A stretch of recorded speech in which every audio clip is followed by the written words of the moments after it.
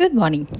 ഈ വീഡിയോയ്ക്കകത്ത് എന്തെങ്കിലും ഉണ്ടെന്ന് വിചാരിച്ചാൽ ഒന്നുമില്ല. ഇതിൻ്റെ അകത്ത് നോക്കിയിരുന്നിട്ടും വലിയ കാര്യമൊന്നുമില്ല. എന്നാലും എന്തെങ്കിലുമൊക്കെ ഞാൻ പറയാം. എന്തെങ്കിലും പറയുന്നത് വെച്ചാൽ കഴിഞ്ഞ ദിവസം ഞാൻ വീഡിയോയ്ക്കകത്ത് പറഞ്ഞിട്ടുണ്ടായിരുന്നില്ലേ മാധുക്കുട്ടിന് പനി വന്ന കാര്യം. അതെ, ആ കാര്യം എങ്ങനെയാണെന്ന് ഞാൻ പറയാം. ആ കാര്യം എങ്ങനെയാണെന്നല്ല, പനി വന്നത് എങ്ങനെയാണെന്ന് പറയാം. ഇവന് 2.5 മാസം വരെയുള്ള എല്ലാ വാക്സിൻസും എടുത്തിരുന്നത് പ്രൈവറ്റിൽ നിന്നായിരുന്നു. അപ്പോൾ അവർ കറക്റ്റായിട്ട് പറയും പനി വരുമ്പം ഇത്ര ml പാരസെറ്റമോൾ കൊടുക്കണം എന്ന് പറഞ്ഞിട്ട് അവർ കറക്റ്റായിട്ടും പറഞ്ഞു തന്നായിരുന്നു. എന്നാൽ 2.5 മാസത്തിൻ്റെ വാക്സിൻ നമ്മൾ എടുത്തിരുന്നത് ഗവൺമെൻറ്റിൽ നിന്നായിരുന്നു. ആ സമയത്ത് അവർ നല്ല രീതിയിൽ ഒരു പാരസെറ്റമോൾ വലിയൊരു കുപ്പി തന്നു. എന്നിട്ട് 3 ml 6 മണിക്കൂർ നേരം ഇടവിട്ട് കൊടുക്കണമെന്ന് പറഞ്ഞു. 3 ml മാത്രമേ ഉള്ളൂ, 3 നേരം കൊടുക്കണമെന്ന് പറഞ്ഞു. അതായത് നമ്മൾ വിചാരിച്ചു 3 ml എന്ന് പറയുന്നത് വളരെ കൂടുതലല്ലേ എന്ന് വിചാരിച്ച് 1 ml വെച്ച് കൊടുത്തുകൊണ്ടിരുന്നു. അങ്ങനെ എന്ത് ചെയ്തു, രാത്രിയായപ്പോഴത്തേക്കിന് പനി നല്ല രീതിയിൽ ഷൂട്ടൗട്ടായി. 102 ഡിഗ്രി പനി.